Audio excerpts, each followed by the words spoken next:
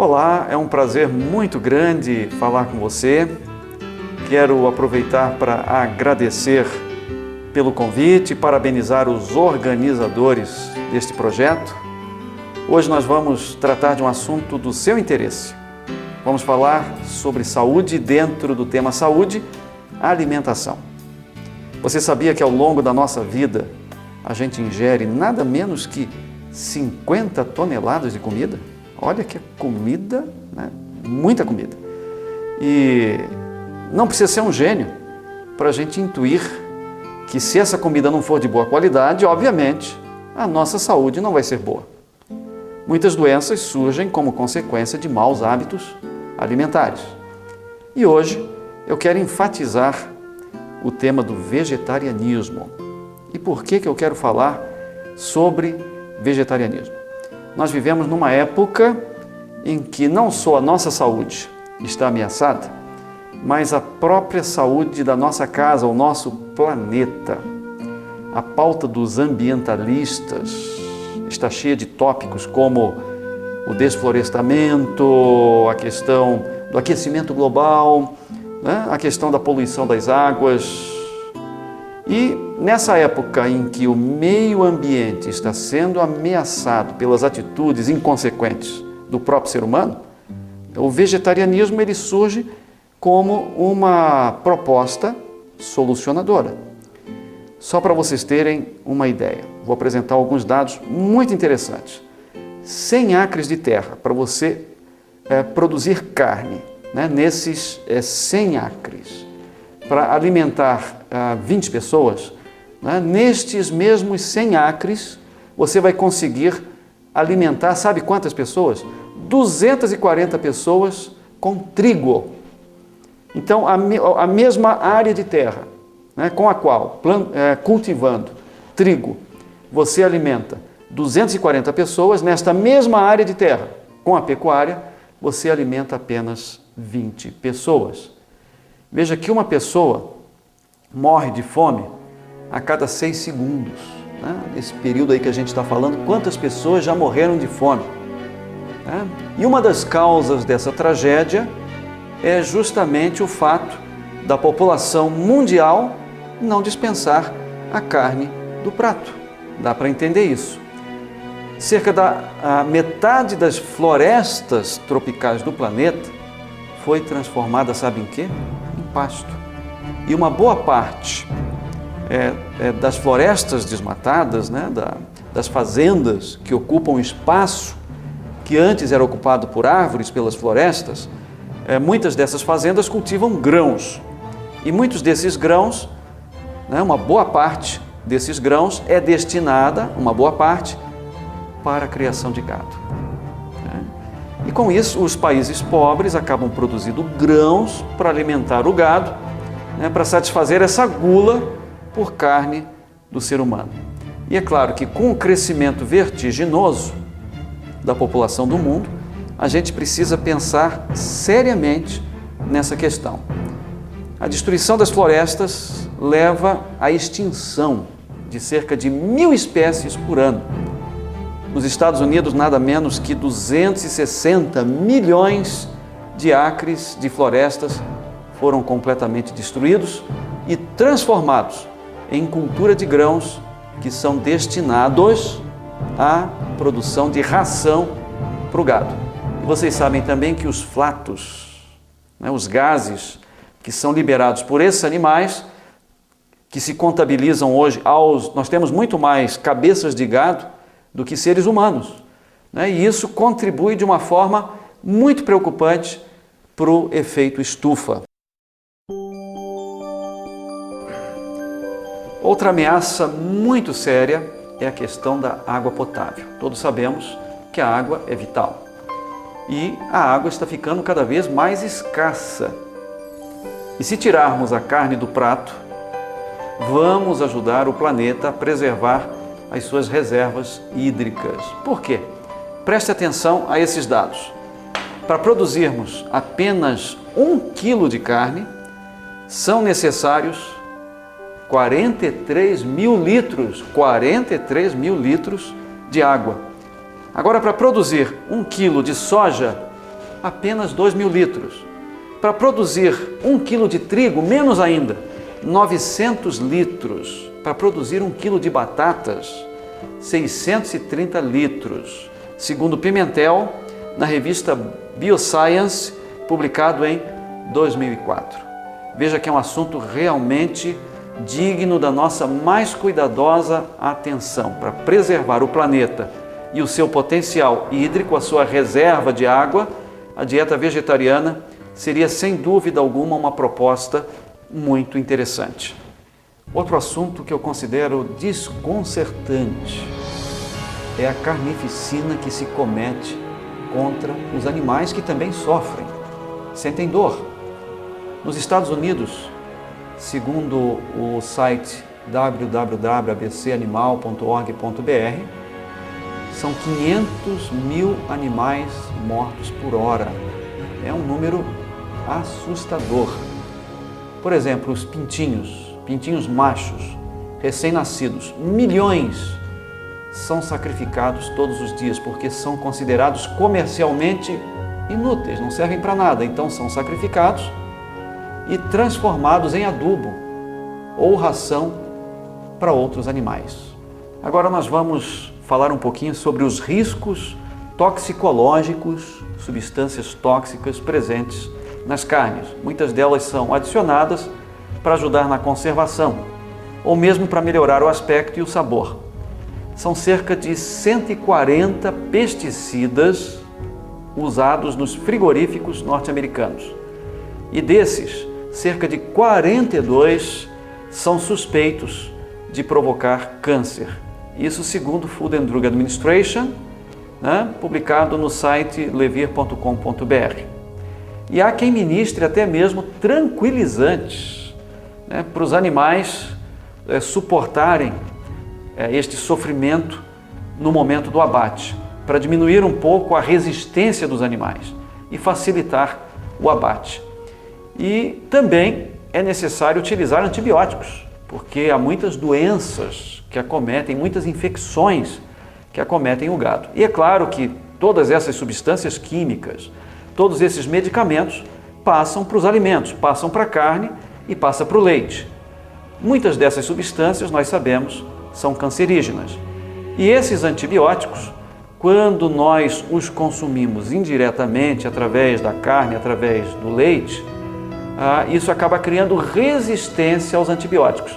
Então, quando eu precisar utilizar algum medicamento, algum antibiótico para tratar uma infecção, existe o risco de que o meu organismo tenha desenvolvido algum tipo de resistência.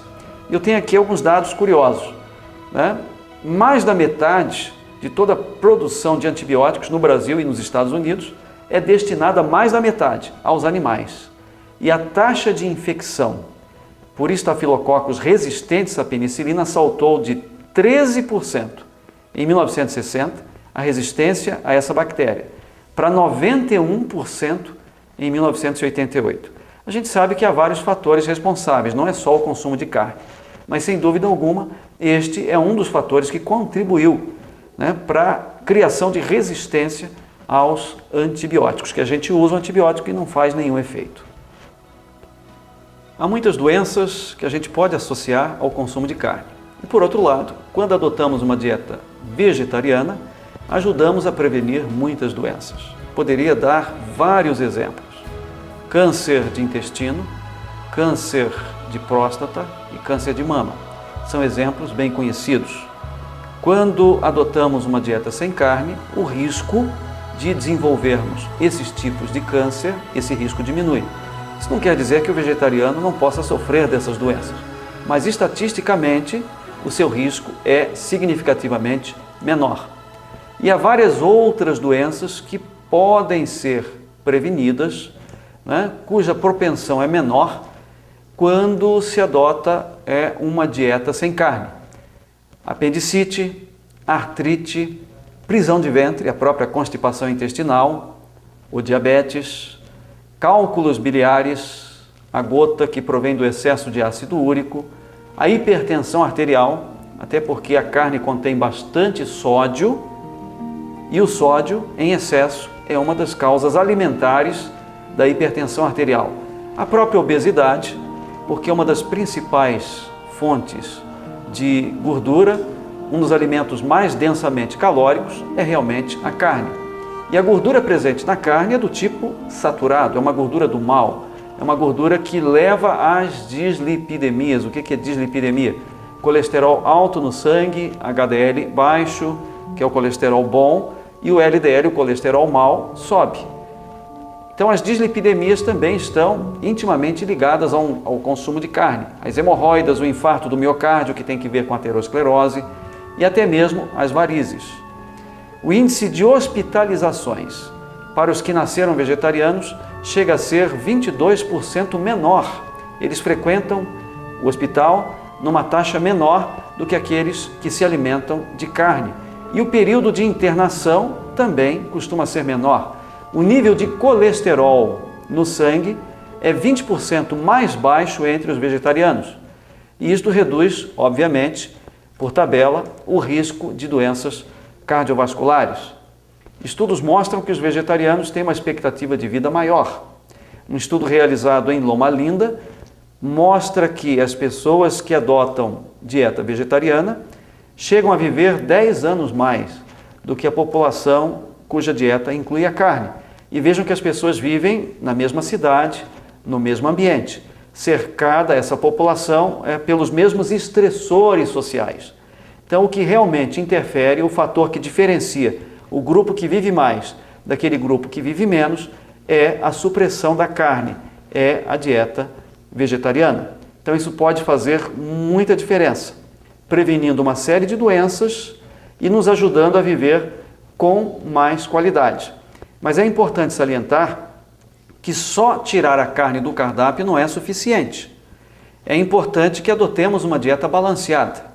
É importante que adotemos uma dieta saudável. Faz muitos anos que eu lido com orientação nutricional e agora com a medicina nutricional. E eu percebo que as pessoas que adotam um plano vegetariano de alimentação, elas se preocupam mais com sua saúde. Elas procuram se informar melhor. São pessoas ecologicamente mais conscientes e procuram orientações sobre como balancear a dieta. Frequentemente, a gente percebe que isso não acontece entre as pessoas que não adotam uma filosofia alimentar específica. A dieta dessas pessoas que não adotam nenhuma filosofia alimentar geralmente é um caos, uma alimentação cheia de problemas, cheia de desequilíbrios que contribuem para as suas doenças. Então é muito mais fácil encontrarmos vegetarianos conscientes e cuidadosos em relação aos seus hábitos de vida, em relação aos seus hábitos alimentares, do que as pessoas que não adotam um tipo especial de alimentação. Por isso é importante salientar que, além de adotarmos um plano vegetariano de dieta, é fundamental que procuremos balancear, Procuremos adotar uma dieta integral, alimentos integrais, uma dieta em que os alimentos frequentadores do cardápio provenham de uma agricultura orgânica, se possível, alimentos cultivados sem agrotóxicos. É importante que pensemos nos nutrientes limitantes, entre os quais a vitamina B12, a vitamina D, o zinco, a vitamina B2, as proteínas, que tenhamos cuidado com esses nutrientes, o que não é difícil se atentarmos para alguns aspectos fundamentais no balanceamento alimentar.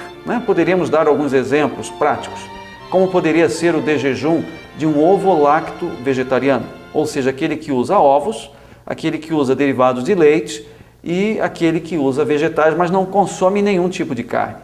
O de jejum poderia constar de 4 coisas. Não podem faltar as frutas, não pode faltar o cereal, e sempre tem que ser um cereal integral, que pode entrar na forma de pão integral, pode também entrar na forma de muesli, na forma de milho, centeio, trigo, cevada, quinoa, aveia, esse é o cereal. Também não pode faltar o laticínio, Ele pode ser também substituído eventualmente pelo leite de soja, mas eu recomendo que o laticínio venha na forma de iogurte muito mais saudável.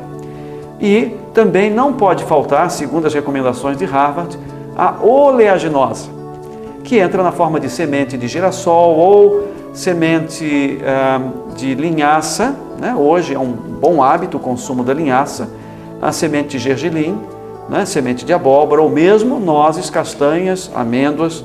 Então veja, esses 4 componentes, que é a fruta, o cereal, o laticínio e a oleaginosa, não podem faltar no de jejum. O almoço, como deve ser um almoço saudável? Um vegetal do grupo A, que é a salada crua. O vegetal do grupo B, que são os vegetais cozidos, e sempre cozidos ao vapor de preferência, porque o vapor preserva nutrientes. A cenoura, a vagem, o chuchu, a beterraba, a abóbora, o quiabo e por aí vai. Vegetais do grupo B. Os cereais sempre integrais, por exemplo, o arroz integral. A leguminosa aqui no Brasil nós temos o costume de consumir o feijão, mas pode ser a lentilha, o grão de bico, o tremoço, a soja, os derivados, a ervilha, esses são as leguminosas. Não pode faltar um prato proteico, um prato de proteína. Pode ser algum derivado da soja também ou o próprio ovo cozido, que você deve dar preferência às galinhas felizes, às galinhas caipira, né? Cujo ovo é de melhor qualidade. Sempre cozido, nunca frito. Corte as frituras definitivamente da sua alimentação. Ou pode ser, né, o tofu, né, a proteína da soja. Esse seria um exemplo de prato proteico, ou ainda proteína texturizada ou proteína vegetal texturizada. São opções de proteína para o seu almoço, né? E também poderíamos eventualmente estar usando um complemento calórico ou gastronômico, algum assado de legumes, algum pastel de forno, alguma esfirra vegetariana, né, para dar aquele charme, né, aquele gostinho especial, né, no nosso almoço.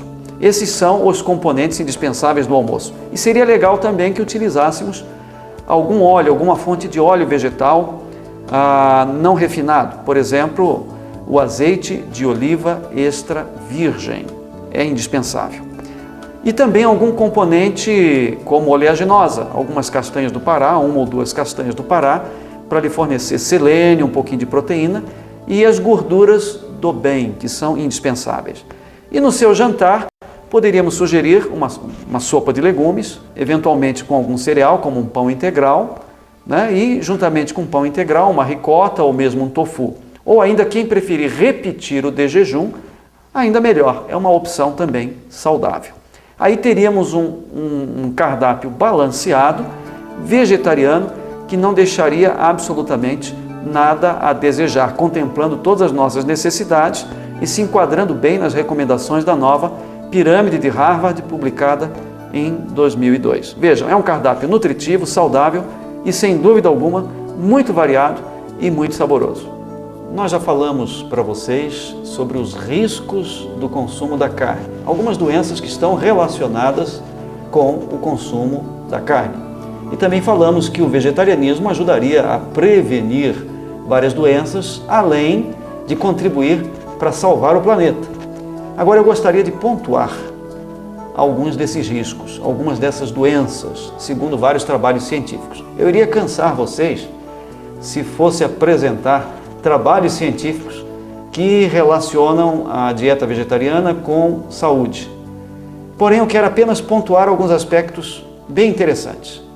No caso do câncer, um estudo publicado numa revista científica famosa, o American Journal of Clinical Nutrition, mostra que nós podemos diminuir consideravelmente o risco de câncer com a dieta vegetariana e aumentar em 88% o risco do câncer do intestino grosso com o consumo de carne, não só a carne vermelha, mas também a carne branca. Esse é um estudo do Fraser, que foi publicado no American Journal of Clinical Nutrition. E o risco de câncer de próstata pode ser até 54% maior. Isso não quer dizer que o vegetariano não possa sofrer disso, como a gente já salientou, mas o risco é maior, estatisticamente, para quem consome carne. E é sempre bom lembrar, além de abandonar a carne, é preciso adotar uma dieta balanceada e saudável. Outro dado curioso, que o risco de diabetes entre vegetarianos chega a ser até 50% maior, segundo trabalhos publicados no American Journal of Public Health um trabalho antigo, de 1985, de Snowdown, mas eu tenho um trabalho aqui de 2011, de outubro de 2011, que diz mais ou menos a mesma coisa. Mostra que a incidência e a prevalência de diabetes entre os que adotam dietas vegetarianas, veganas, ovo-lacto-vegetarianas, é bem menor o risco de diabetes. A aterosclerose, a gente sabe que 50% das mortes no planeta estão relacionadas com a aterosclerose. E a aterosclerose, por sua vez, está relacionada com o colesterol. E o colesterol sanguíneo é 14% mais baixo em ovo-lacto-vegetarianos, como a gente já salientou. E um estudo enorme, gigantesco, entre 76 mil pessoas, houve uma diminuição de 31% das mortes por infarto do miocárdio entre vegetarianos do sexo masculino e 20% entre as mulheres, segundo um estudo publicado também no American Journal of Clinical Nutrition, um outro artigo. E um dado que eu também gostaria de salientar, que a dieta lacto-ovo-vegetariana está associada a uma filosofia de vida saudável, a um estilo de vida diferenciado, que contribui para prevenir também a pressão alta. Por quê? É uma dieta mais rica em magnésio, em potássio, em complexo B e relativamente pobre em quê? Em sódio. Isso quando nós comparamos a uma dieta sem qualquer padrão, sem qualquer base filosófica que a oriente, rica em fast food, quando não há nenhuma preocupação com o saudável. E esse plano alimentar vegetariano ele está de acordo com DASH, ou Diet Approach to Stop Hypertension, ou seja, uma dieta que ajudaria a prevenir a hipertensão que está relacionada com as principais causas de morte. Outro estudo mostra que os vegetarianos sofrem menos de obesidade, que hoje é uma grande epidemia e é o carro-chefe de uma porção de doenças que oneram a nossa curva de mortalidade. Um estudo que foi publicado no American Journal também mostra uma prevalência menor de obesidade entre vegetarianos e veganos. Também há estudos que relacionam com diverticulite. Eu quero apenas salientar, se eu for falar em estudos, gente, são muitos, que confirmam, que fundamentam isso que a gente está falando. Mas eu quero passar para vocês a posição de uma entidade famosa, que é a Associação Americana de Dietética, ou Associação Dietética Americana. Segundo ela, aqui está, eu vou ler para vocês o que eles colocam a respeito desse assunto.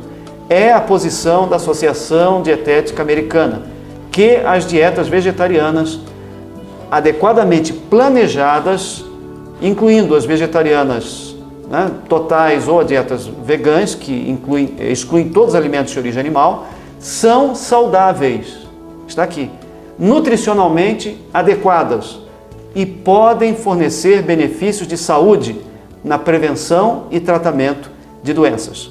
Quem quiser conferir, esses dados foram publicados, estão com o título Position of the American Dietetic Association Vegetarian Diets, no Journal of American Dietetic Association de 2009, julho de 2009.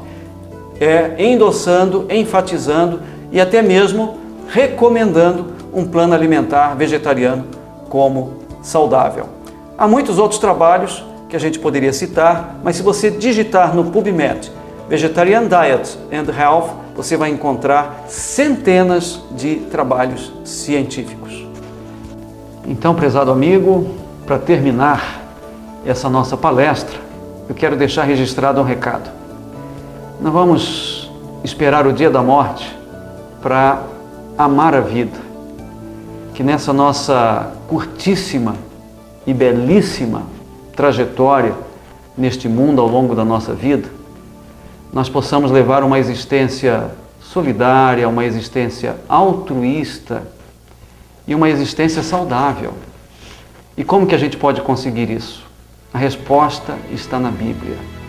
Amando a Deus sobre todas as coisas e ao próximo como a nós mesmos. Como a nós mesmos. Precisamos amar-nos também a nós mesmos. Precisamos ter uma boa autoestima. E como? Em grande parte, cultivando o maior presente de Deus, cuidando desse corpo, que é templo do Espírito Santo, cuidando da saúde. Vamos levar a sério esses princípios. Com certeza, nossa felicidade, o nosso bem-estar dependem do cuidado, do trato, do carinho com que lidamos com o maior patrimônio que a gente tem, que é a saúde. Porque quando a gente envelhecer, aquilo com que a gente mais vai querer contar, são aqueles valores essenciais que a gente coloca às vezes em último lugar. Quais são esses valores?